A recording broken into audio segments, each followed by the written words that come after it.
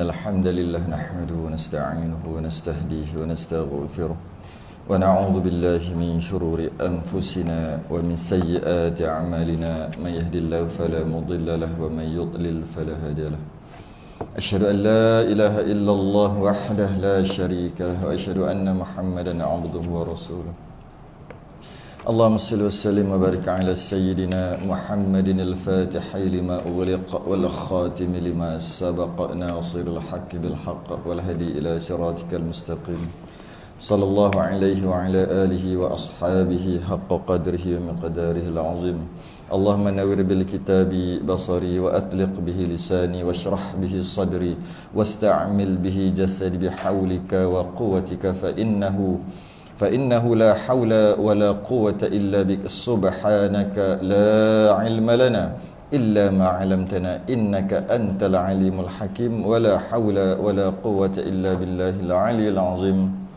أما بعد.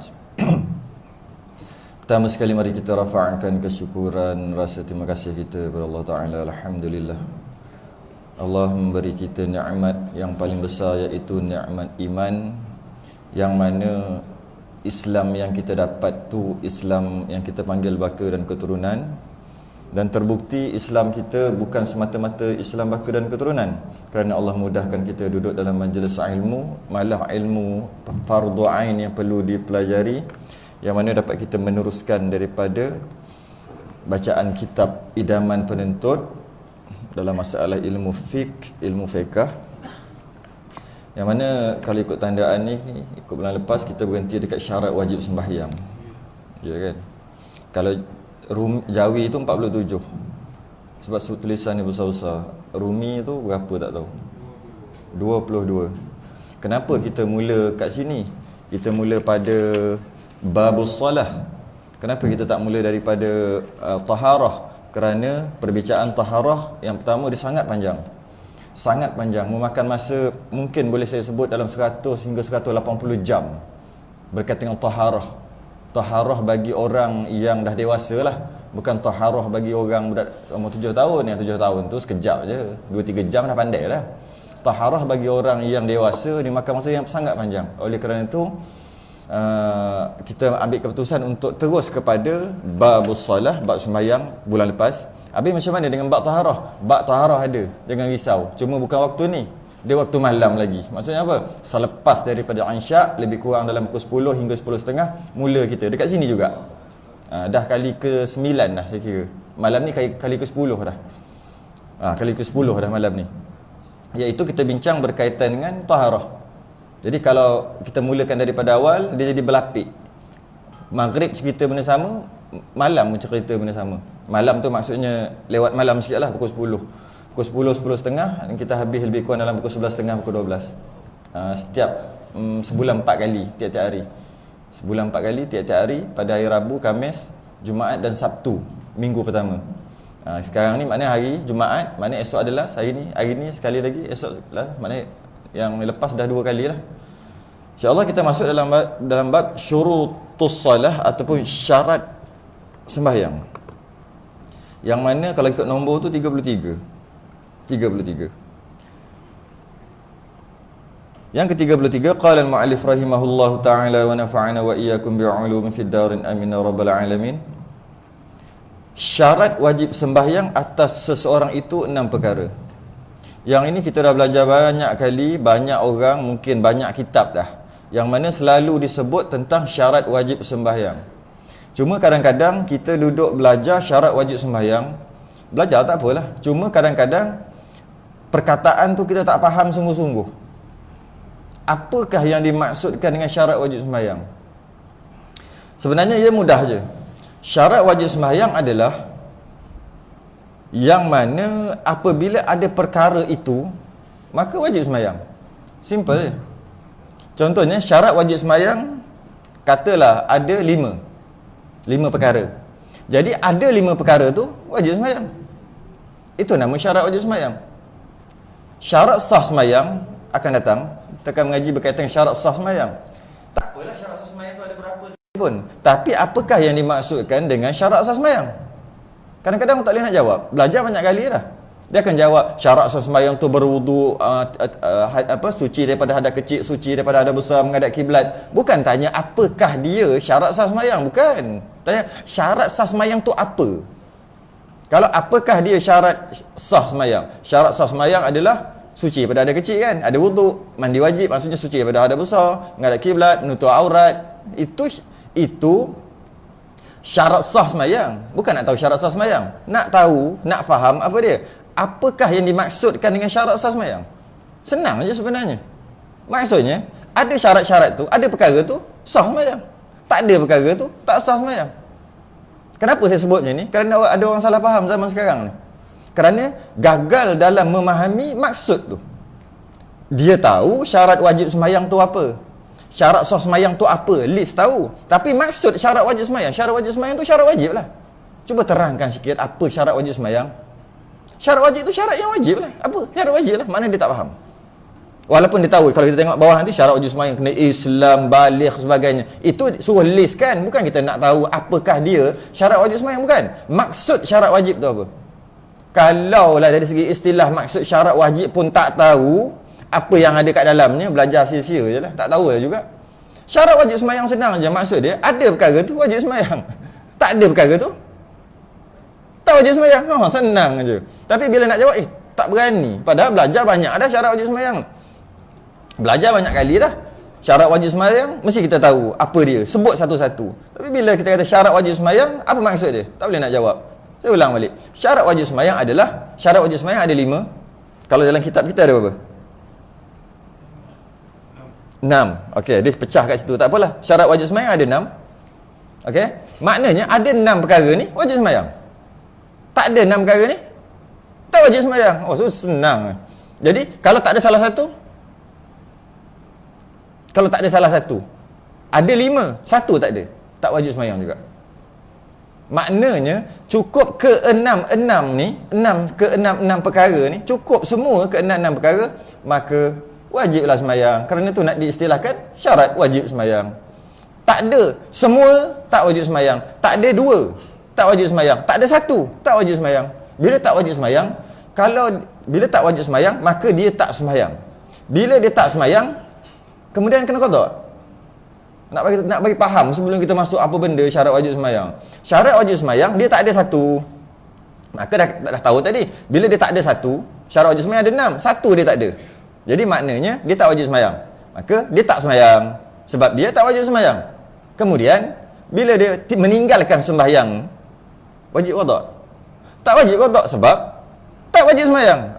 Faham kat situ dulu baru kita masuk dalam. Kenapa tak faham yang dalam bab ni, dia akan keliru berkaitan dengan dipanggil solat hormat waktu. Dia akan keliru dekat situ. Saya kena sebut awal-awal. Syarat sah sembahyang juga sama. Syarat sah sembahyang, katalah ada 8. Maknanya ada 8 perkara ni sah sembahyang. Tak ada 8 perkara ni tak sah sembahyang. Tu maksud syarat sah. Kalau tak ada 2, sah sembahyang. Tak sah, tak ada 1, tak sah sembahyang. Contohnya tak ada wuduk, tak sah sembahyang. Ada wuduk, tak mandi wajib, tak sah sembahyang. Ada wuduk, dah mandi wajib, tak menghadap kiblat, tak sah sembahyang. Menghadap kiblat, ada wuduk, dah mandi wajib, tak tutup aurat, tak sah sembahyang. Tu maksud syarat sah sembahyang. Jangan sebut aja syarat sah sembahyang sekian. Tapi maksud dia tak tahu. Jadi syarat wajib sembahyang adalah ada perkara tu wajib sembahyang. Syarat sah sembahyang adalah ada perkara tu sah sembahyang. Tak ada perkara tu tak sah sembahyang. Kita masuk yang pertama. Syarat wajib sembahyang atas seseorang itu ada 6 perkara. Okey? Yang pertama, Islam. Tidak wajib sembahyang atas orang kafir dan tidak wajib qada sekiranya ia masuk Islam. Kat sini kita kena faham sikit. Yang pertama, orang Islam wajib sembahyang. Orang bukan Islam tak wajib sembahyang. Maksud orang bukan Islam ataupun orang kafir tak wajib sembahyang dengan maksud kalau orang kafir tak sembahyang tak boleh ambil tindakan. Tu maksud dia. Tak boleh marah. Tak boleh pergi suruh dia, paksa dia masuk masjid suruh sembahyang. Tak boleh. Tu maksud tidak wajib sembahyang bagi orang kafir, orang yang bukan Islam. Tu maksud dia. Jadi oleh kerana orang bukan Islam tidak wajib sembahyang dengan maksud tak wajib sembahyang tu dengan maksud tak boleh paksa dia sembahyang. Dan tak boleh nasihat dia untuk dia semayang. Tak boleh. Dia kafir. Semayang lah, tak boleh. Kalau nasihat dia masuk Islam boleh. Nasihat dia semayang tak boleh. Dan bukan semayang je, apa sahaja perkara. Apa sahaja. Puasa, zakat, paksa dia bayar zakat, tak boleh. Paksa dia berpuasa, tak boleh. Ataupun marah dia jika dia tidak berpuasa, tak boleh. Kenapa? Kerana dia tidak Islam. Macam-macam istilah ada. Ada istilah dia panggil tidak Islam, ada istilah panggil bukan Islam, ada istilah panggil belum Islam, ada istilah panggil kafir, ada istilah panggil kufur. Semua tu maknanya satu. Dan apabila dia bukan Islam, maka hukum syarak meletakkan istilah dia adalah sebagai kafir. Kafara.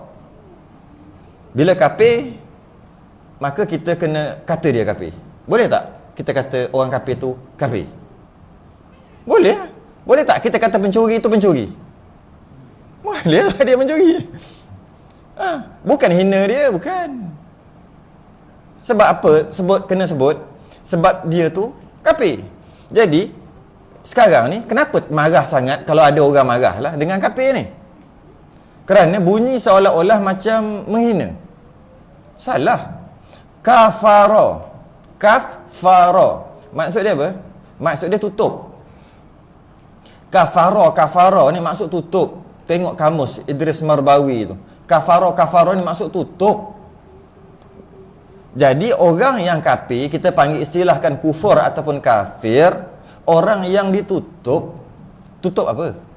Tutup daripada hidayah Allah. Kalau Allah buka hidayah, jadi Islam dia. Jadi orang kafir ni adalah orang yang ditutup daripada hidayah. Tak dapat ditutup, tak ada, tak nampak hidayah. Jadi biasalah. Sebab tu kita panggil tasbih kafarah. Kafarah. Tasbih kafir. Apa? Tasbih penutup. Sebab waktu tu nak tutup dah majlis. Jadi apa masalah dengan kafir? Kadang-kadang orang sensitif, tak tahu kenapa. Dia tu kafir. Bila kita kata engkau ni sedaplah engkau tak payah buat apa-apa, kau orang kafir. Tak baik kau cakap aku orang kafir. Lah. Apa? Tak baik pula. Bukan hina. Bukan hina. Kadang-kadang pelik. Okey, satu selesai. Jadi maksud tak wajib yang pertama, tak boleh paksa dia untuk melakukan apa-apa ibadah termasuk sembahyang. Yang kedua, tak wajib dengan maksud bila dia masuk Islam nanti tak wajib qada. Tu maksud. Itu maksud tidak wajib sembahyang. Bagi orang tak wajib sembahyang, tak wajib bayar zakat, tak wajib puasa dan semualah. Tak wajib dengan maksud yang pertama, tak boleh paksa dia sebab dia belum Islam lagi. Yang kedua, kalau dia masuk Islam tak payah qada. Apa yang dia buat masa dia kafir dulu, tak payah qada. Jadi itu pertama. Yang kedua, baligh.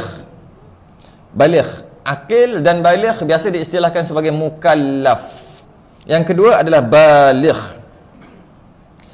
Baligh, bila baligh maka dia syarat wajib sembahyang. Dia simple je. Syarat wajib sembahyang adalah baligh.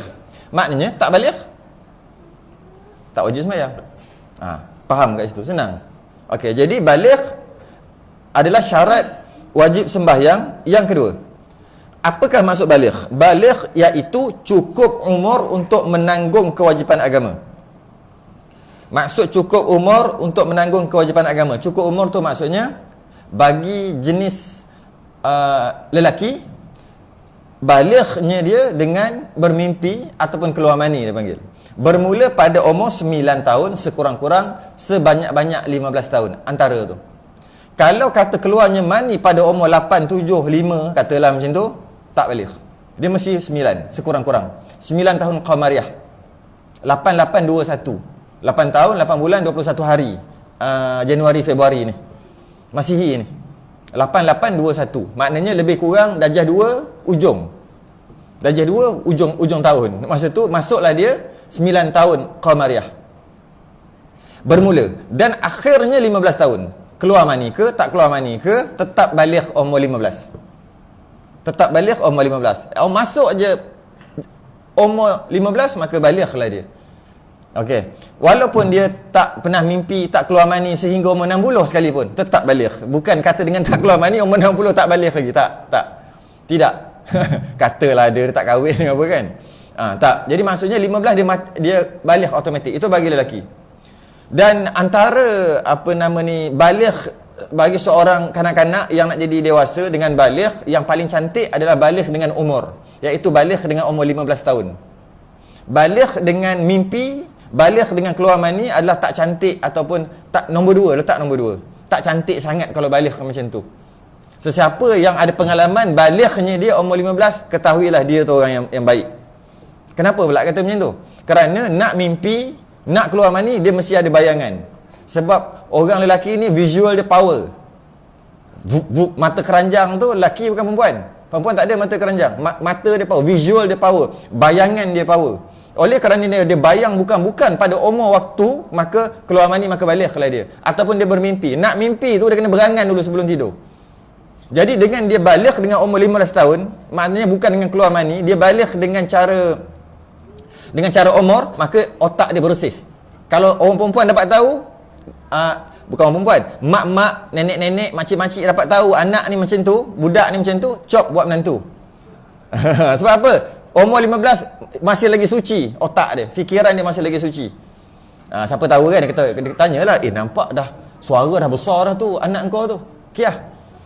Dah baligh dah. Baligh dah. Ya dah baligh. Dia baligh umur 15 tahun. Oh, bukan baligh ni, baligh umur. Baligh umur. Oh, baligh umur. Kiah, kita besan terus aku cop anak kau dengan untuk anak aku.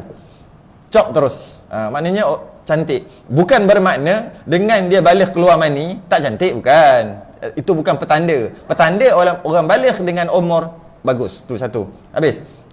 Bagi orang perempuan, balighnya dengan keluar haid. Haid keluar sama juga, sekurang-kurangnya 9 tahun Qamariyah, 8821 juga, dan sebanyak-banyak adalah 15 tahun. Sama juga, tak keluar haid pada 15 tahun ke atas, tetap juga baligh walaupun tak keluar haid sampai mati. Kalau dia tak keluar haid seterusnya sampai umur 60, takkan dia tak baligh? Taklah maksudnya. Dia 15 juga. Masuk 15 tak keluar haid, maka balighlah perempuan itu. Cuma berbeza dengan lelaki tadi. Lelaki tadi buat menantu kan. Kalau macam ni jangan buat menantu. Kenapa pula? Kalau boleh cari lain lah. Kenapa? Tak subuh. Nanti susah nak buat anak. Dia terbaliklah sikit. Tak subuh lah maksudnya. Ada haid, barulah subuh. Barulah boleh ovari mengeluarkan ovum tu kan. Yang nak senyawa kan tu. Jadi dengan umur 15 tak keluar lagi. Ini jenis susah dapat anak ni. Jadi carilah calon yang lain. Itu berbeza lelaki dengan perempuan. Jadi kalau kata keluar pada umur 8 tahun perempuan darah haid, tak baligh. Kerana sekurang-kurangnya 9 tahun Qamariyah. Kalau tak keluar walaupun dah sampai umur 16, lebih daripada 15, baligh automatik walaupun tak keluar. Dan sebagai iklan dah halang masuk bab ni, iklan sikit. Esok pagi pukul berapa dah lupa dah. 9 ke 10? 9 lah. Pukul 9. Okey. Pukul 9 pagi esok dekat sini ada kuliah muslimat. Saya akan mengajar dah sebelum ni pun saja nak beritahu sekali lagi berkaitan dengan haid, nifas dan istihadhah bagi orang perempuan.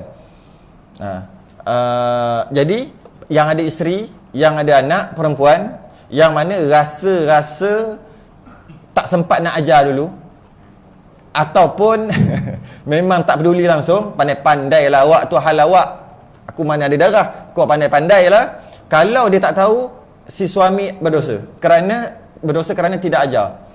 Dan kalau tak reti, tak ada masalah. Tak berdosa kerana tak cari ustazah untuk datang rumah untuk ajar. Kalau tak boleh macam tu pun tak apa. Tak menggalakkan dia, tak hantar dia ke surau masjid yang ada pelajaran bab ni. Kalau tak ada, boleh bagi alasan tak ada orang mengajar, payah nak cari. Sekarang dah ada, tak ada alasan dah. Esok sejam je pun, 9 sampai ke 10, lebih-lebih pun 10 suku. Jadi hantar anak isteri. Dan setakat ni, pengalaman saya setakat ni berkaitan dengan haid, nifas dan istihadhah, jumpa berdepan mengajar. Saya mengajar lebih daripada 10,000 orang perempuan berkaitan haid, nifas, lebih macam-macam. Universiti ada tahap budak-budak sekolah rendah pun ada. Sekolah rendah sehingga tahap universiti. Saya mengajar kalau kat surau masjid ni banyaklah. Kalau nak kira secara rambang lebih 10,000 orang. Dah berapa 5 tahun 6 tahun ni. Banyak round pergi sampai ke Sabah, pergi banyak tempat pergi. Jadi bila pergi setakat ni, bila tanya masih lagi tak berjumpa, bila tanya boleh jawab. Bila tanya boleh jawab, bila tanya boleh jawab. Tak jumpa lagi. Boleh dikatakan yang saya jumpa semua tak reti. Yang tak jumpa, Allah alam. Tak boleh kata semua orang Pahang tak kerti. Takkan cakap itu kan. Jadi saya cakap macam itulah. Setakat saya jumpa, pergi mana-mana tempat, pergi Melaka, pergi Selangor, tak payah cerita lah, tempat sendiri. Pergi sampai ke Sabah dan Sarawak apa semua. Tak jumpa lagi. Yang kali pertama datang, okey, kuliah Muslim ini saya nak tanyalah sebelum saya nak mengajar ni. Nak tanya, nak tahu tahap pemahaman kat sini tahap mana. Satu, soalan yang pertama, terus tak boleh jawab. Semua tempat. Kalau boleh jawab, saya akan soal yang kedua. Nak tahu tahap dia. Oh, yang boleh jawab. Tahap ketiga. Oh, orang sini faham tahap ni. Jadi bermula tahap tu lah aja. Satu, soalan yang pertama, semua tak lepas. Setakat ni, jumpa depan. Jumpa dalam internet, dalam Facebook, ada yang tahu. Ada yang bila kita tanya, dia jawab komen-komen tu, ada, betul. Tapi yang jumpa depan ni, setakat ni tak ada lagi. Jadi oleh kerana itu, janganlah seronok sangat. Isteri kita ni boleh pandai kot. Nampak lalu pergi kuliah muslimat, jangan seronok dulu. Kenapa? Hantar dulu esok, tengok reti tak reti. Kalau reti, bulan depan tak payah datang lah. Buat penuh masjid. Kalau tak reti, wajib suruh dia datang bulan depan dan seterusnya. Habis bab tu sikit. Kemudian esok pukul 9 9 pagi. Baligh iaitu cukup umur untuk menanggung kewajipan agama. Maka tidak wajib sembahyang atas kanak-kanak, tetapi sembahyangnya sah jika sudah mumayyiz, dan wajib disuruh jika sudah genap umurnya 7 tahun. Dengar tu, wajib suruh.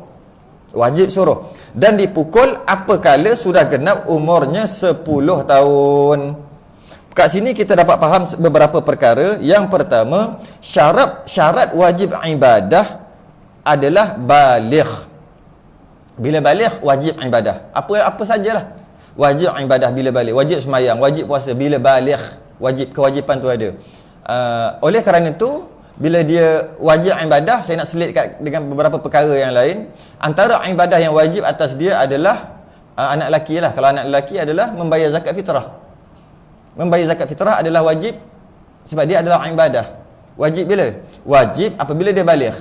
Oleh kerana wajib bagi dia, maka orang lain tak boleh buat untuk dia. Kalau dia wajib sembahyang, orang lain tak boleh sembahyang untuk dia. Kau relax lah, kau pergi belajar SPM, biar ayah sembahyang untuk engkau. Tak boleh. Tak boleh.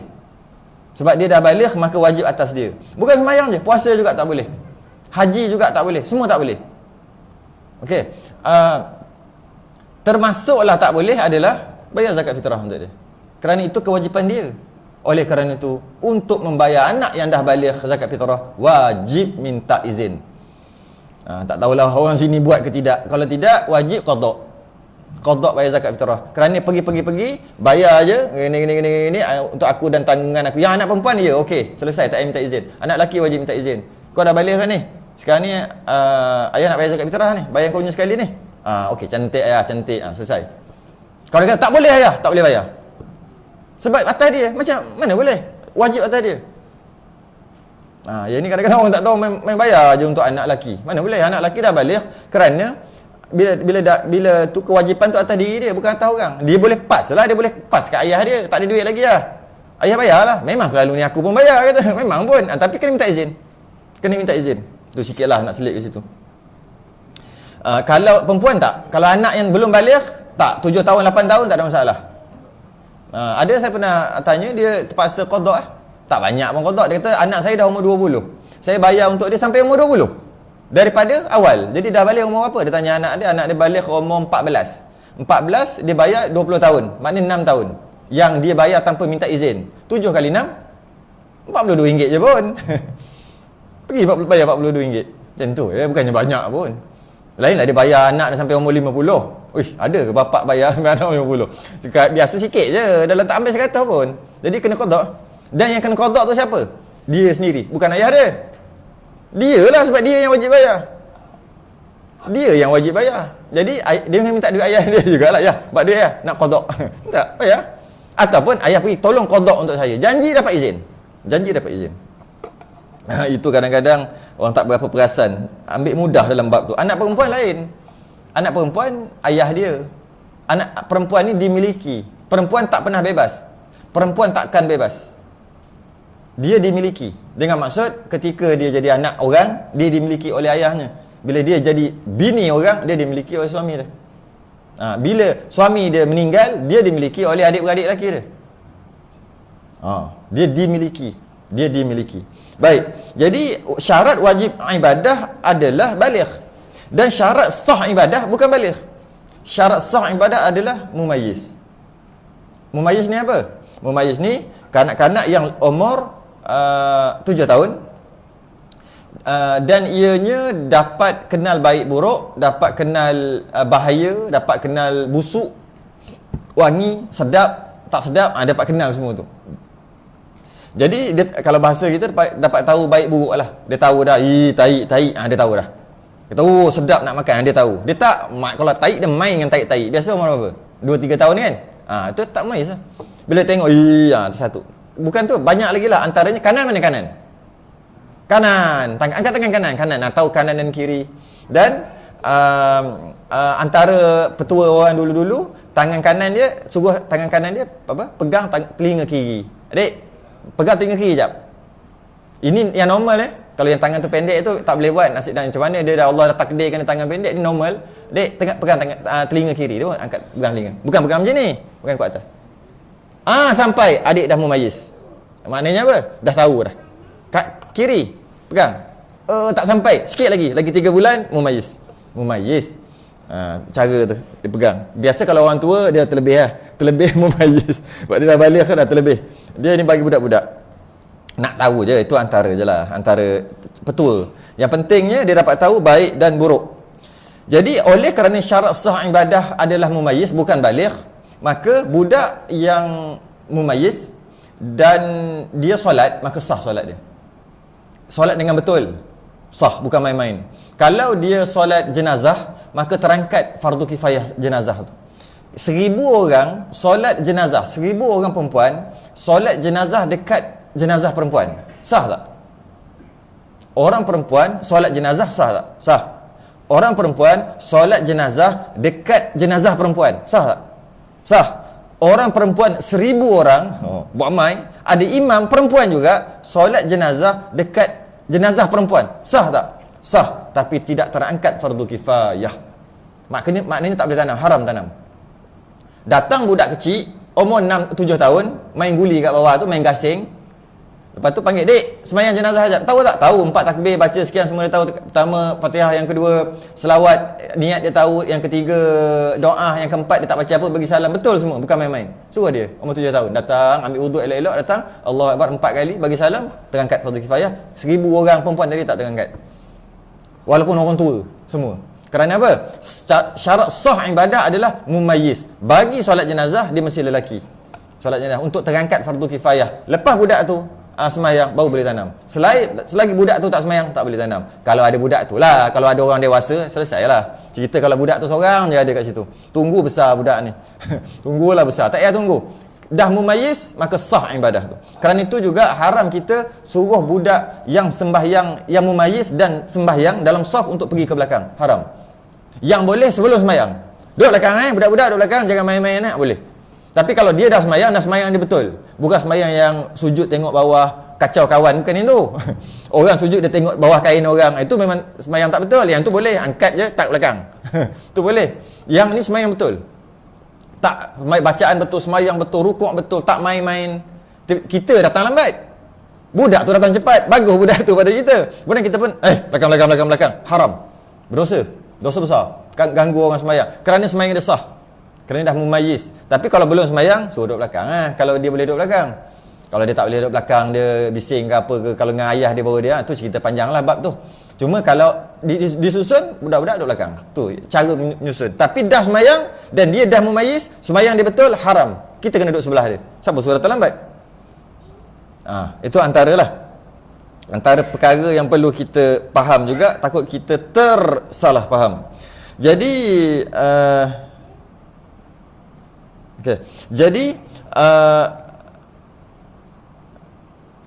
mula-mula yang disebut juga kat sini, kalau dah mumayyiz ni, wajib suruh umur 7 tahun. Wajib suruh sembahyang.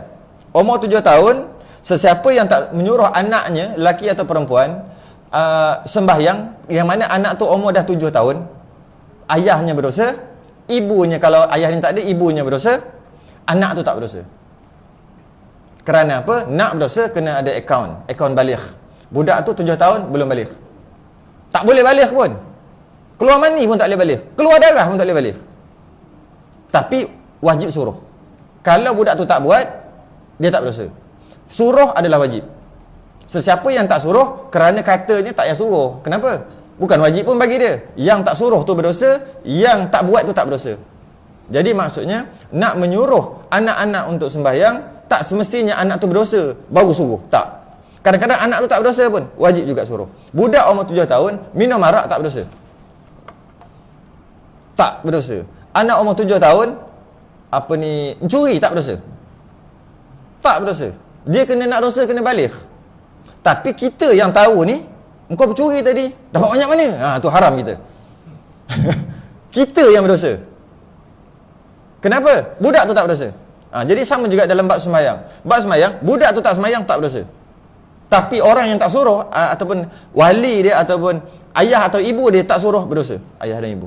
Dia kena suruh. Umur 7 tahun. Murus sabiyya bis salah. Menyuruh oleh kamu akan anak-anak kamu dengan sembahyang. Idza balagha sab'an sinin, bila sampai 7 tahun. Wa idza balagha 10 sinin, bila sampai 10 tahun, fadribuhu 'alaiha. Maka pukullah. Siapa suruh ni? Nabi suruh. Jadi bila Nabi suruh, siapa tak buat, tak ikut cakap Nabi. Nabi tak macam kita sayang anak. Kita kata kita sayang anak, tapi Nabi dia tak macam kita sayang anak. Dia lebih lagi sayang kita ni. Dia ingat kita daripada awal lagi. Nabi apa-apa dia ingat umat dia. Apa sahaja dia ingat umat. Doa untuk korban untuk umat dia. Inilah korbanku dan ahli baiti, ahli keluargaku. Kambing, kibas yang pertama. Kibas yang kedua, ya Allah, inilah korbanku dan umatku yang tak mampu untuk korban. Apa sahaja. Ketika Mi'raj, at-tahiyyatul mubarakatus salawatut tayyibatu lillah. Betul? Malaikat kata, Assalamu alayka ayyuhan. Ni cerita bab Mi'raj panjang, saya nak ambil ringkas-ringkas je. Assalamu alayka ayyuhan nabi wa rahmatullahi wabarakatuh. Kata malaikat, Assalamu alayna wa ala ibadillahi salihin. Nabi kata apa? Dia ingat untuk umat dia yang soleh. Kalau faham makna, fahamlah saya sebut apa tadi. Apabila malaikat kata, Assalamu alayka ayyuhan nabi, wahai nabi, selamat ke atas kamu, wa rahmatullahi wabarakatuh, selawat dan salam atasmu, selamatlah kamu wahai Nabi. Ketika Mi'raj Nabi tak kata, oh alhamdulillah, lega, tak. Dia terus ingat, Assalamu alayna wa ala ibadillahi salihin. Hamba-hambamu yang soleh tu, umat aku tu, jangan lupa. Maka setiap kali kita baca tahiyat Assalamu alayna wa ala ibadillahi salihin, kita minta doa dekat siapa yang soleh. Semua dapat dalam kubur tu yang soleh, dengan asbab Nabi.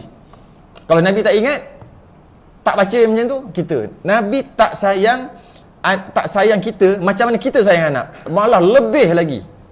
Maka Nabi kata, walaupun kau rasa kau sayang anak, tapi aku cakap pukul. Kalau kita kata Nabi macam tak sayang anak, macam tak sayang dekat umat dia, tak. Nabi lebih pada sayang ni, tapi Nabi suruh pukul. Tak pukul berdosa. Dan pukul kerana Nabi suruh pukul. Suruh kerana Nabi suruh. Pukul kerana Nabi suruh pukul. Pukul dengan sebab nafsu, kita berdosa. Geram betul. Aku cakap 3 kali kau tak dengar. Aku ni ayah, kau kena dengar cakap aku. Panah hati. Pukul, kita berdosa. Kerana pukul tu Nabi suruh. Tu pukul. Setiap kali pukul kena ada Nabi suruh. Bukan pukul tak puas hati, panas. Ketika panas, haram pukul anak. Wajib berhenti daripada pukul. Tunggu esok, lusa, baru pukul balik bila dah sejuk. Bila dah baik, dah belanja, dia makan ayam goreng, kenapa semua dah baik dah 3-4 hari. Mai sini, ayah nak pukul. Kenapa? Yang hari tu punya qada. Hari tu kena pukul. Kau tidak, ayah berdosa ni. Sebab kau tak sembahyang 3 hari lepas. Tapi masa tu marah. Setan. Tak boleh. Jadi lepas 3 hari, pukul. Lain kali jangan tinggal sembahyang. Ni pukul apa? Pukul 3 hari lepas. Tak boleh pukul waktu tu, kerana waktu tu setan dah merasuk. Pukul sebab Nabi suruh pukul. Pada umur 10 kalau tak sembahyang. Caranya, suruh slow-slow dulu. Umur 7 tahun. Sembahyanglah. Sembahyanglah. Tak dengar. Sabar lagi. Budak 7 tahun. Sembahyanglah. Sembahyang tak sembahyang berdosa, masuk neraka nanti. 8 tahun. Kenalah kuat sikit. Takkan? Sembahyanglah. Kenapa tak sembahyang? Umur 10 tahun? Sembahyanglah. Umur 12? Sembahyanglah. Umur 20? Umur 8 tahun dia lain sikit. Sembahyang. Kena lain sikit. Pukul haram. Tak sembahyang pun suruh dia sembahyang. Kalau dia tak semayang, tak boleh buat apa? Pukul haram. Tak boleh pukul. Cubit haram. Jentik telinga haram. Kerana tak semayang, jentik telinga sebab lain, ikutlah. Sebab semayang ni. Kau tak semayang, pukul. Haram. Nak marah, marah sebab lain. Marah dipecahkan handphone ke apa, tu marah jentik telinga, jentik lah. Tak ada kena-mengena dengan semayang. Tapi kerana semayang pukul, rosak jiwa dia. Kerana semayang, dan dia tak cukup umur 10 tahun, dah pukul, rosak jiwa dia. Dan kalau tak pukul umur 10 tahun dalam keadaan dia tak semayang, rosak jiwa dia. Sebab Nabi suruh mesti ada sebab. Umur kurang daripada 10 tahun, tak pukul, rosak jiwa dia, budak tu. Sebab apa? Nabi tak bagi pukul waktu tu. Lebih daripada umur 10 tahun, tak pukul, walaupun tak semayang, rosak jiwa dia juga. Jadi ikut suruhan Nabi. Jangan ikut kita fikir sendiri. Jadi pada umur 9 tahun, tak semayang juga, kenalah kuat sikit. Macam mana kuat sikit? Ambil rotan, pukul dinding. Faham? Maksudnya apa? Bagi dia macam takut. Umur 10 tahun baru pukul betul. Nak pukul dengan satu syarat tadilah. Setiap kali nak pukul, Nabi suruh. Nak sikit, Nabi suruh. Baru lain. Nak hudud orang pun tak boleh tangkap ketiak. Dah letak kitab kat sini, nak hudud orang ni 100 kali ni, minum arak 40 kali ni, jatuh aja. Apa yang penyebat tu dia lah yang kena. Tak boleh lepas. Itu nak pukul pesalah zina, nak pukul minum arak, nak sebat, buat kesalahan had, hudud. Ini sebab tak semayang, anak pukul macam ni, haram. Ada caranya. Antaranya cara untuk pukul adalah, kalau boleh jangan pukul dengan rotan. Kalau boleh jangan pukul dengan hanger, jangan pukul dengan batang pipe, jangan pukul dengan benda-benda kayu-kayu, jangan, kalau boleh. Bukan kata haram. Kerana paling cantik pukul dengan tangan ataupun pukul dengan kulit. Kerana kulit, apabila kena kulit, maka dua-dua sakit. Betul tak? Bila kulit kena kulit, dua-dua sakit. Kalau kita pukul anak dengan tangan, kerana tak semayang tadi pada umur 10, maka kita pukul, kuat. Bila kuat, kita akan rasa sakit. Macam mana budak tu rasa sakit. Jadi, kita tahu kadar tu. Tidak melampau dan tidak terlalu ringan. Kita tahu. Kerana haram pukul bersangatan kuat. Walaupun kerana tak semayang. Umur 10, marah sangat. Kita pun pukul, kuat. Hukumnya haram. Tak boleh. Dia kena pukul biasa-biasa. Kerana nak mengajar ni. Bukan nak bunuh anak. Nak mengajar. Jadi untuk kita nak kadar yang biar dia rasa pedih sikit aja. Tujuan untuk mendidik. Macam mana kita nak tahu budak tu rasa macam mana? Dia tak kena lagi, dah aduh dah. Sakit tak? Aduh. Tak kena lagi. Caranya, kita kena rasa sendiri. Macam mana kita nak rasa sendiri? Kita pukul pakai tangan, jadi kita akan rasa sakit. Sakit, dua-dua sana. Sakit. Pukul lah. Sakit. Kita sakit juga. Aku rasa kalau kesakitan ni letak kat anak aku yang kecil ni, dah sakit dah tu. Kita stop kat situ. Maksudnya, kadar tu. Jangan kuat lagi. Kadang-kadang kita pukul, tak rasa apa-apa. Maknanya tak cukup kuat. Kita kuatkan sikit. Ataupun kadang-kadang, sakitnya aku. Kalau aku sakit, dia lagi sakit. Kurangkan kadar tu. Jadi kalau pakai rotan, tak dapat rasa. Pakai hanger, tak dapat rasa. Kekuatan tu menyebabkan kesian kat budak tu dan rosak jiwa dia kerana pukul tak ikut Nabi pukul. Nabi ajar pukul, tapi kita pukul cara yang salah.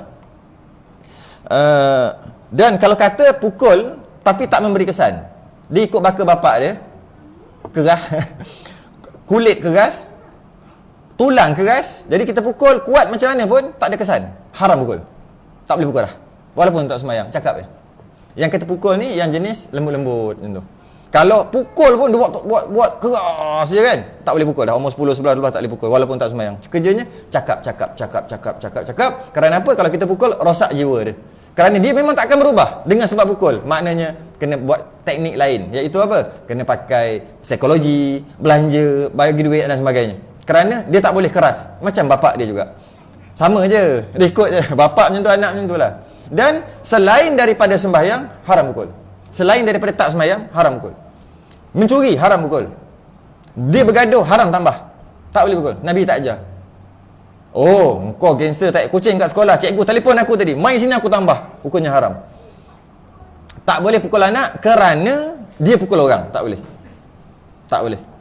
Tak boleh pukul anak kerana mencuri. Tak boleh. Hanya boleh pukul anak kerana tak semayang. Menandakan tak semayang lebih besar daripada mencuri. Dosa tu. Tak semayang lebih besar daripada pukul orang.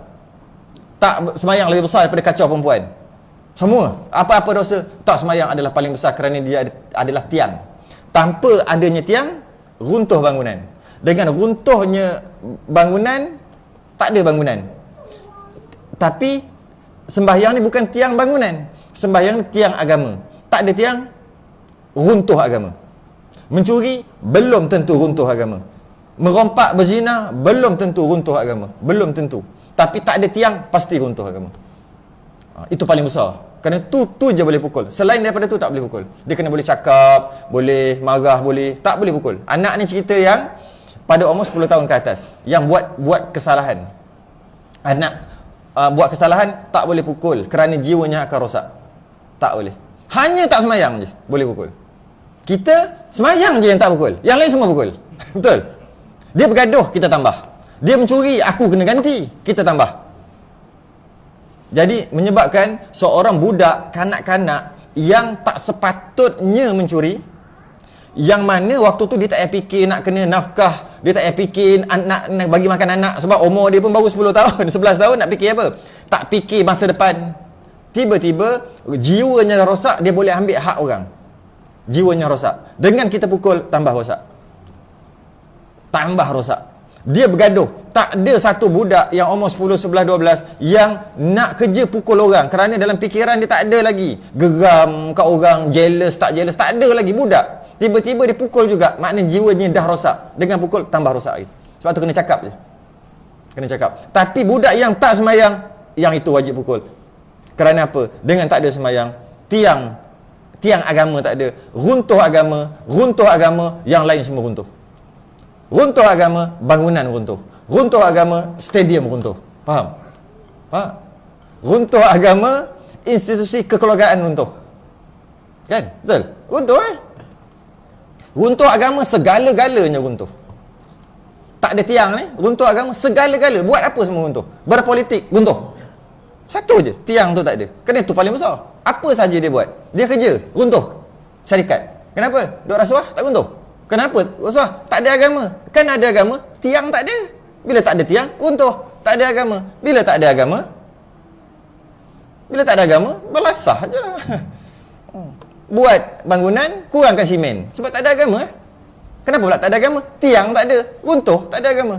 Jadi dengan tak ada tiang agama, runtuh bangunan. Itu maksud saya. Runtuh stadium. Kenapa boleh runtuh? Stadium sini runtuh? Tak kan? Nasib baik sini tak runtuh. Ada tempat-tempat yang runtuh. Kenapa runtuh? Tak ada agama, tak ada tiang. Tiang apa? Tiang agama. Runtuh agama dia. Runtuh habis. Anak beranak habis runtuh. Semua runtuh. Dengan runtuh tiang agama, iaitu sembahyang. Kerana itu wajib dipukul.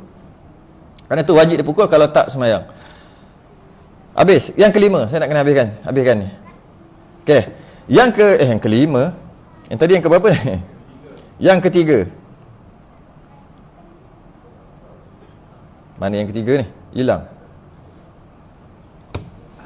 Yang ketiga, berakal tidak wajib sembahyang atas orang yang gila. Memanglah.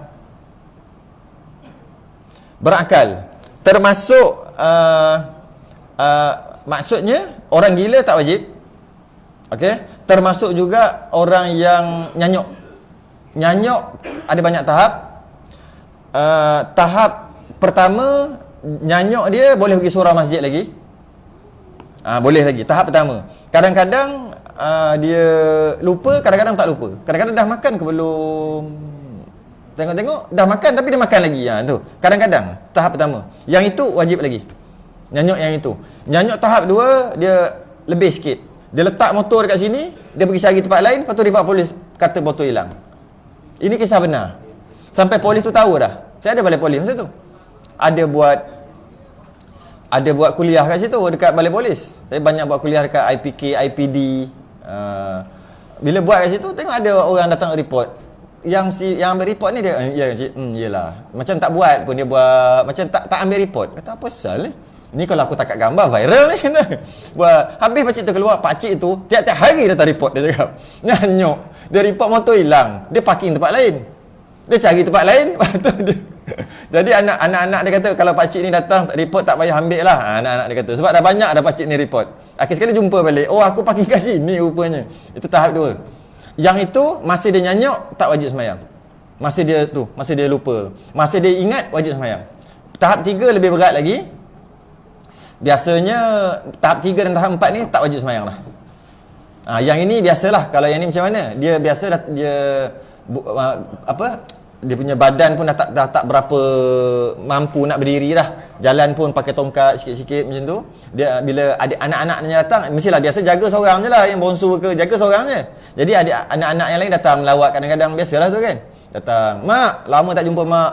Mak sihat, mak? Sihat. Mak dah makan? Aku dah 3 hari adik kau tak bagi makan." Tu. Biasa dengar cerita tu. Marah adik dekat dapur. Geram, "Mak kan dah makan tadi." Maknanya tak pandai lagi jaga mak. Kalau dia pergi keluar cekik pinggang macam ni, "Mak ni asyik cakap tak makan je, baru 5 minit lepas, tak, aku tak makan, kau dah lama tak bagi, aku minta kau tak bagi makan." Ini berlaku saya depan mata. Mak dah makan kan tadi. Mak jangan cakap macam ni, mak. Tak boleh, mak. Nanti orang marah saya, mak. Mak cakap macam ni. Mak tak makan, mak lapar dah ni. Kau tengok kurus dah mak ni. Dia pergi gaduh dengan mak dia. Dia yang tak center. Sepatutnya, "Yalah mak, mak nak makan." Bagi lagi. Kan orang tu dah nyanyuk, kau nak gaduh dengan mak kau kenapa? Tapi dia letak rasional dia tu dekat mak dia. Sedangkan mak dia nyanyuk. Maka boleh dikatakan dia tidak buat baik dengan mak dia walaupun dia jaga mak dia. Kita kena buat baik dengan orang tua, mak ayah kita. Tapi seolah-olah kita nak betulkan mak kita. Kenapa nak betulkan dia? Mak dengan ayah ni, dia betul ke dia salah ke dia betul? Berbanding dengan anak lah. Anak dan ibu dan ayah, dia betul ke dia salah ke dia betul? Itu ketika sedar. Ketika dia dah tak sedar, lagilah dia betul. Yang ini kadang-kadang saya pun nasihatlah sikit kat dia. Tak perlu kita nak lawan dia. Kalau katalah dia dah makan sekalipun, bagi je lah. Mana boleh dia kata, "Lah, kau nak ambil kau punya logik tu, kau tengok kau tua nanti macam mana." Dia nak ambil dia punya. Dah makan, dia katalah dah makan. Lah, orang tu kan nyanyuk. Ambil wuduk, buka paip. Tak ada paip tapi buka. Ambil wuduk dalam kereta. Sudah. Mak aku boleh saka ke apa? Dah mula. Dia panggil telefon saya dulu. Ustaz boleh berubat tak? Ni kenapa pula? Mak umur berapa? Sekian. Pergi tengok. Nyanyuk. Memang macam tu. Dia kata meremang bulu roma. Meremang bulu roma. Dia tengok mak dia ambil wuduk dekat dalam kereta tengah jalan. Orang dia lah bayang-bayang. Lepas tu dia kata, Along, apa dia? Kau panggil Kiah kejap. Kiah duduk sebelah rumah. Kiah mana ni? Dia ingat balik, Kiah tu dah 30 tahun dah mati. Kiah tu dah 30 tahun. Dia teringat balik benda lama. Sudah. Kata, cering bulu roma dia. Naik sebut. Takut. Sebab dia ingat hantu. Ada pula. Nak jaga ibu bapa pun dia kena ada ilmu juga. Dia tak boleh main jaga. Janji jaga baik. Tak. Yang itu, bila orang tua macam tu, tahap 3, tahap 4, nyanyuk tahap 3 dan tahap 4, dia nama tak berakal, maka tak wajib baginya sembahyang. Bila tak wajib sembahyang, tak adalah nak kena qada, tak ada apalah, tak wajib. Okey. Yang keempat, suci daripada haid dan nifas. Ini belajar pagi esok. Suci daripada haid dan nifas. Jadi ada juga orang salah faham. Dia kata macam mana? Apabila perempuan lah kata tu, apabila kering haid, maka tak mandi lagi. Kenapa tak mandi? Atas sebab-sebab tertentu. Mungkin tengah kerja. Mungkin lah pukul 4, balik nantilah baru mandi. Padahal pukul 4 tu asar. Pukul 4 tu ada sembahyang asar, dia wajib sembahyang mandi. Tapi dia kata tak mandi lagi. Bila tak mandi lagi, tak wajib sembahyang asar. Silap besar. Salah faham. Yang katanya, yang keempat, suci daripada haid dan nifas ni, bila suci tu wajib sembahyang. Bila suci, wajib sembahyang. Kalaulah tak suci, tak wajib sembahyang. Dengan maksud, apabila ada haid dan nifas, maka tak wajib sembahyang. Malah haram sembahyang. Malah haram kalau nak qada. Haidnya 6 hari, kemudian suci hari ke-7, dia mandi, dia sembahyang. Sembahyang apa ni? Sembahyang qada. Qada apa? Qada yang 6 hari tinggal tu, hukumnya haram. Berdosa dan tak sah. Maknanya tak boleh, kerana tak wajib baginya sembahyang. Jadi tak payahlah sembahyang. Memang tak sembahyang pun. Cuma katakanlah pada pukul 4 tu berhentinya haid, adakah wajib sembahyang? Tapi tak mandi lagi. Kewajipan dah ada. Maka wajib dia sembahyang. Nak sembahyang macam ni kat pejabat, kau punya pasal lah. Tapi wajib sembahyang. Habis takkan nak mandi? Takkan cerita lain. Okey, sekarang ni dia kerja kat satu pejabat. Kerja kat satu pejabat dan tempat kedai makan jauhnya 20 km daripada situ. Kat kawasan tu tak ada kedai makan pun. Okey. Kemudian dia masuk pukul 8, masuk kerja pukul 8. Tengah hari lapar lah kan. Macam mana nak makan? Tak makan ke? Agak-agak makan tak? Dia akan makan. Jadi macam mana nak makan 20 km? Apa yang dia akan buat? Dia akan bawa kereta motor, pergi yang makan 20 km, bawa pergi. Lepas tu makan, balik kan? Okay. Tak boleh, nanti lebih sejam tak sempat dan sebagainya, bos marah sebagainya. Lepas tu tak makan ke? Agak-agak dia buat apa? Boleh tahu? Dia buat apa? Bawa bekal. Oh, bak dunia boleh fikir. Tu nak beritahu. Bak akhirat tak boleh mandi. Pukul 4 tak balik lagi. Tak ada air, tak ada tu, toilet, macam-macam alasan. Oh, bak agama tak reti jam. Bengong terus jadi. Tapi bab dunia, oh tahu. Kalau tak boleh pergi jauh, ni otak ni bijak. Bawa bekal siap-siap. Bawa bekal nanti basi. Otak dah fikir, loading. Oh, ambil yang kedap udara. Oh, pandai dalam bab dunia Bab akhirat, bab sembahyang terus jadi jam. Tu kita. Habis tu maksudnya pandai-pandai lah. Kau nak bawa baldi ke, nak bawa beg ke, nak letak ke apa, pandai-pandai lah nak hidup. Nak pandai-pandai lah nak mandi macam mana. Minta bos ke, waktu rehat, saya tak nak rehat bos. Setengah jam saya nak kerja. Sebab saya akan nanti, kalau katalah bila saya nak setengah jam tu, saya nak untuk saya nak mandi katalah. Ataupun saya, bos hari ni tolak gaji saya setengah jam. Sebab tadi saya hilang setengah jam pergi mandi. Buatlah apa pun. Pandai-pandai lah. Pandai-pandai lah. Jadi bukannya tiba-tiba je tak reti. Tak boleh mandi. Mana nak mandi macam mana? Bowl tu kecil. Pipe ada air. Tapi mana ada kain tuala? Lepas tu kain tuala tak ada. Sabun pun tak ada. Macam mana nak pergi? Nanti sekarang nak berkumpul. Oh, tak boleh fikir. Fikir Bab agama ni. Sepatutnya yang kena fikir. Makan tu tak payah makan. Puasa hari-hari tak mati pun. Kalau bab makan. Tapi bab makan, fikir siap. Nak bawa nasi tak boleh. Kalau nak nasi, kalau nak kuah, kena kedap ni. Kena bagi panas tu tak keluar. Kena letak macam ni. Pandai dia fikir. Lepas tu jangan lupa, kena bawa pinggan. Pinggan pula susah nak bawa. Ambil pinggan plastik. Oh, pandai fikir semua tu. Tapi dalam bab agama, terus jam. Tu kita. Maka sedarlah balik. Pandai-pandai lah nak hidup. Jadi, macam mana nak mandi, buatlah macam mana pun. Ketika keringnya haid, wajib sembahyang. Cara nak buat tu, buatlah macam mana pun. Wajib sembahyang, bukannya syarat wajib sembahyang adalah mandi. Bukan. Mandi hadas, baru wajib sembahyang. Bukan. Berhenti itu adalah wajib sembahyang, walaupun tak mandi. Kewajipan tu tetap ada sampai habis. Jadi yang lebih panjang lagi, pagi esok pukul 9. Yang kelima, sejahtera mata dan telinga. Tidak wajib sembahyang atas orang buta dan pekak. Yang ini sekali ni, buta dan pekak, bukan buta atau pekak. Buta dan pekak yang berlaku sejak lahir ke dunia atau sebelum mumayyiz, sekalipun ia boleh bercakap dan berlakunya selepas mumayyiz, maka wajib ia sembahyang. Pertama, orang yang dilahirkan pekak dan buta, bahasa Melayu dia panggil tuli, maka tak wajib baginya sembahyang, tak wajib baginya puasa, semua tak wajib.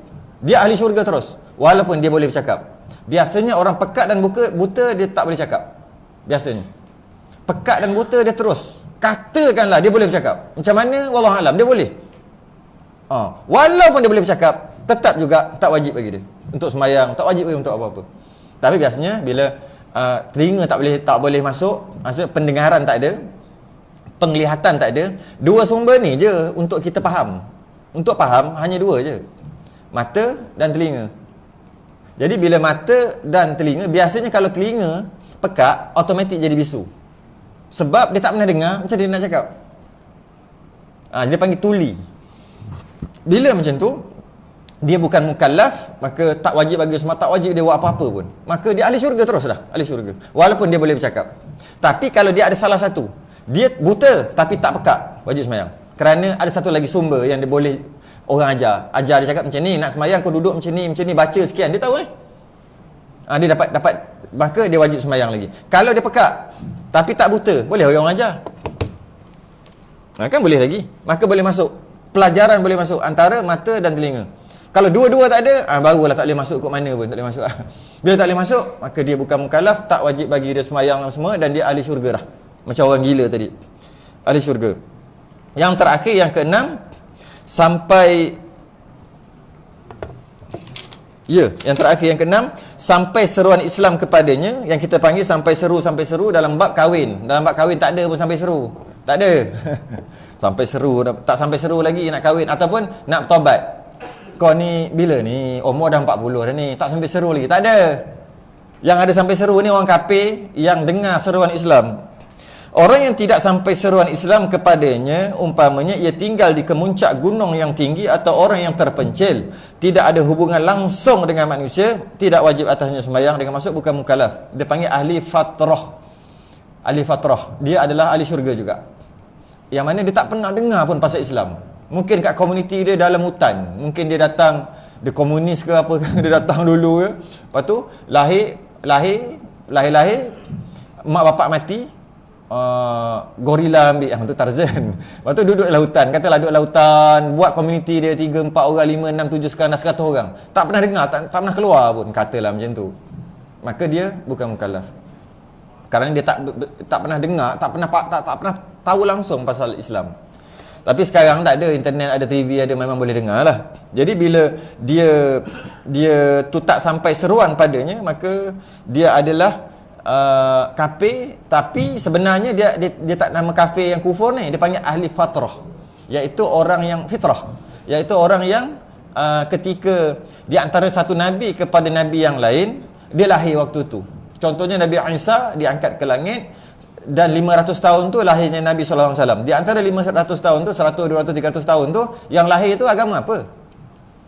Kan? Jadi tak ada Nabi waktu tu. Bila tak ada Nabi waktu tu, itu yang di mana? Itu Bani Israel. Macam mana dengan kalau dia duduk di tanah Melayu waktu tu? Maksud tak ada tanah Melayu lah, dalam hutan. Mungkin sembah pokok ke apa, tak tahulah waktu tu apa. Macam mana dengan dia? Sedangkan Nabi Isa diutus di sana. Dia tak nampak, ini ahli fatrah, ahli syurga. Sebab dia tak pernah dengar ahli syurga. Jadi yang itu dikira ahli fatrah. Itu kalau tak sampai seru. Tapi kalau dia dah sampai seru, namanya kafir yang mukallaf. Dia kafir, tapi dia mukallaf.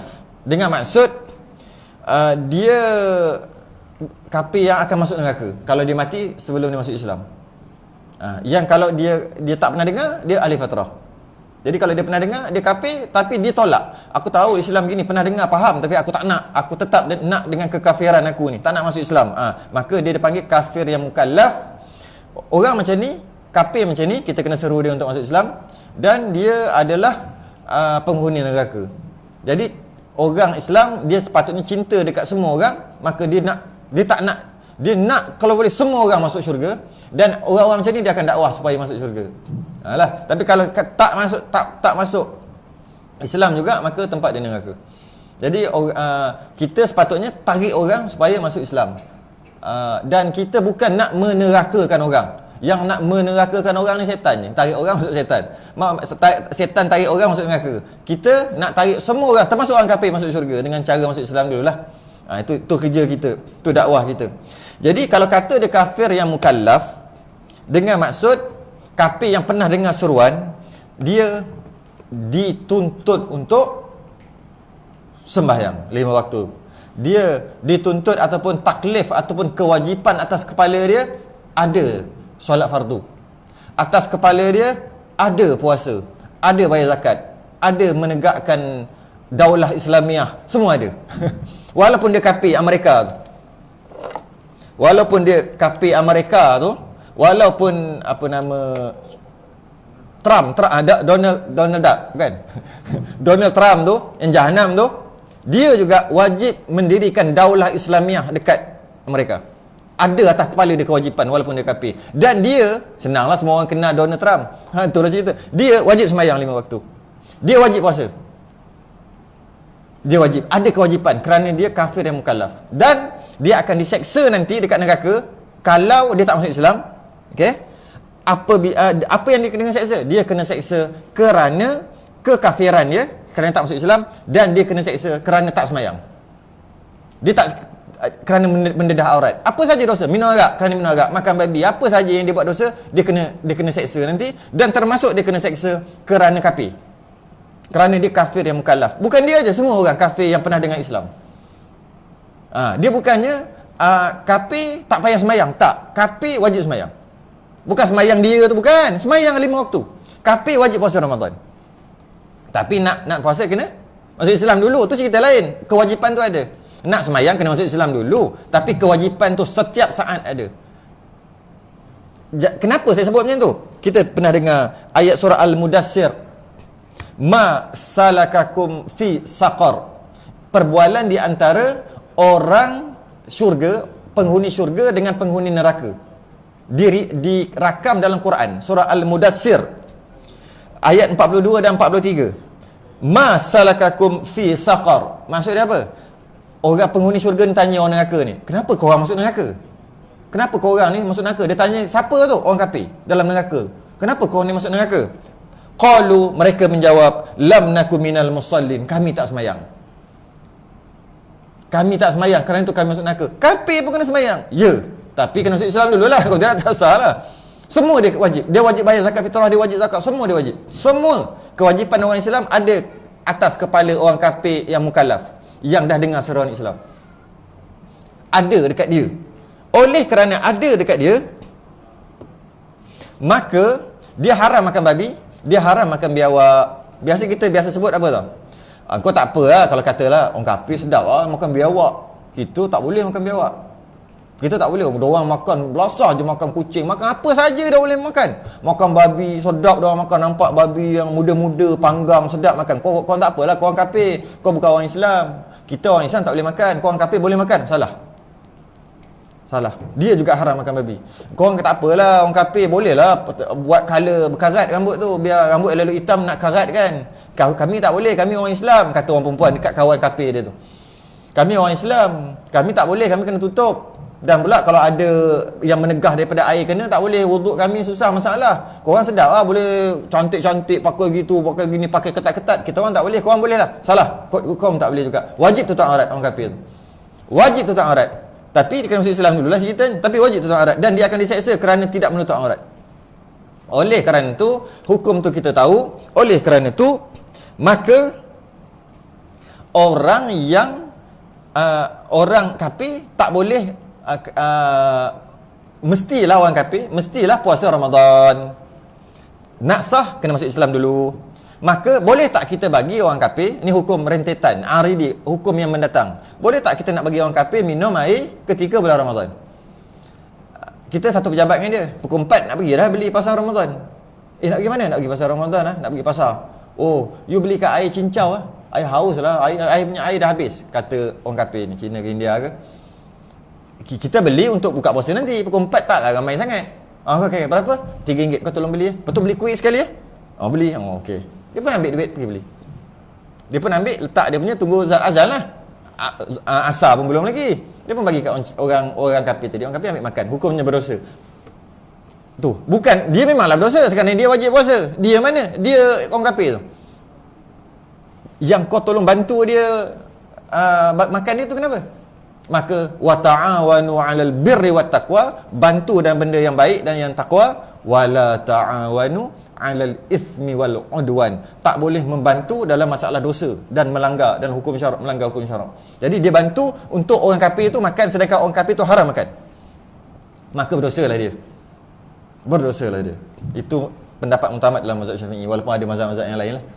Tak boleh. Jadi kalau kita tertembak, kita pemburu, tembak nak gerak, pom, kita ingat sang kancil, ingat kijang. Kijang dah aku dapat lepas ni, sedap dah ni. Sekali tengok kijang, hidung naik tu, kaki pendek. Allah, nak buat apa ni? Tapi dia ada kawan. Menarik ni. Peluru pun dah nak habis dah. Alah Syang, you mau hutan ni. Apa dia? Babi hutan. Banyak lemak ni. You boleh makan lah, kita tak boleh makan. You mau berapa? Sinilah. Kalau pasaran ni 2,500. Saya kau tim lah 1,500. Okey, sekejap saya sampai. Hukumnya haram. Jual beli tak sah, hukumnya haram. Kerana dia haram makan babi. Okey, pandai dah, cerdik dah sikit. Tak nak ambil duit. Macam ni lah. Tukar dengan peluru. Sama je haram. Peluru haram. Sama. You bawa datang saya peluru sekian, harga pun 1,000 lebih. Peluru tu. Dia pun bawa datang peluru. Kita bagi babi tu kat dia. Haram. Biawak juga. Tertembak biawak. Haram. Haram bagi orang kafir. Haram semua. Jual haram. Kerana apa? Dia haram makan. Kita salah faham, kita ingat dia boleh makan. Tak boleh, dia haram makan. Jadi kalau dia makan, kalau dia makan juga tak boleh nak ambil tindakan. Sebab apa? Sebab dia kafir. Tu. Tapi haram. Dia tak semayang, tak boleh nak ambil tindakan. Dia makan babi, tak boleh nak ambil tindakan. Dia minum arak, tak boleh nak ambil tindakan. Tapi dia minum arak itu adalah berdosa. Nak ambil tindakan tak boleh. Kerana apa? Dia tak ada aqidah, iaitu asyhadu, tak ada. Dia tak ada asyhadu, tak boleh buat apa lah. Nasihat ajalah, tarik dia masuk Islam, macam tu je lah. Tapi tak boleh. Tetap berdosa minum arak, tetap berdosa. Semua berdosa. Habis kita satu lagi bab. Syarat wajib sembahyang. Fahamlah kita, syarat wajib sembahyang dalam kitab ada 6, iaitu ada 6 perkara ni wajib sembahyang, tak ada 6 perkara ni tak wajib sembahyang. Settle. Dan masuklah kita dalam masalah syarat sah sembahyang, iaitu ada syarat ni tanya aurat manusia, menutup aurat. Tak tutup aurat, maka tak ada syarat sah sembahyang, maknanya tak sah sembahyang. Tutup aurat, sah sembahyang, dan sebagainya. Akan datang belajar syarat sah sembahyang, yang mana tak ada perkara tu tak sah sembahyang, ada perkara tu sah sembahyang. Yang dimaksudkan dengan syarat sah sembahyang, bulan depan kalau umur yang panjang. Dan malam ni jangan lupa pukul 10 lebih-lebih sikit, lebih kurang, berkaitan dengan kita masuk bab wuduk. Bab wuduk bagi orang dewasa yang umur 50 untuk belajar punya. Bukan buat wuduk umur 7 tahun basuh muka, tangan, kepala sikit, kaki, dah tak payah ajar bab tu, semua orang tahu. Ni wuduk setiap orang wajib belajar 5 kali semua perkara. 5. Wuduk dia wajib belajar 5 kali. Ketika umur 7 tahun, belasan tahun, 20, 30, 20, 40 dan umur 50. 5 kali kena belajar. Semuanya berbeza. Taraf yang berbeza. Sembahyang wajib belajar 5 kali. 7 tahun ikut Pak Imam, kan? Takkan 7 tahun nak aku cerita pasal rukun-rukun, pening otak dia. Umur 7 tahun. Belasan lain pula, bacaannya lain. 20-an lain, 40 lain. Sebab 40 tu dah umur tu, border 40. 50 makna tak lama dah, lain. Iyalah, tak kena subhana rabbiyal a'la wa bihamdih lagi daripada kecil umur 6 tahun subhana rabbiyal a'la sampai umur 60 subhana rabbiyal a'la. Takkan tak nak baca lebih? Kan dah 60. Itu kita akan mengaji yang tu lah, yang ujung-ujung tu. Bukan biasa, bukan yang umur 7 tahun bukan. Jadi malam ni perbahasan berkaitan dengan wuduk. Malam ni, yang mana kita pun langkah pun kitab kita. Jadi siapa nak bolehlah datang 10 lebih 10 lebih sikit lah. Dalam sejam setengah lagi. Di sini. Dan jangan lupa esok orang perempuan bagi datang anak-anak. Jangan tahan kat rumah pula. Saya lapar nak makan nasi lemak. Masak. Jangan. Lepaslah esok. Pergilah kedai minum. Makan kat kedai. Wallahu a'lam. Wa ilmuhu atam. Kita sudahi dengan tasbih kafarah dan suratul ang subhanakallahumma hamdika asyhadu an la ilaha illa anta astaghfiruka wa atubu ilaik. Lilladzina amanu wa 'amilus salihati. Assalamualaikum warahmatullahi wabarakatuh.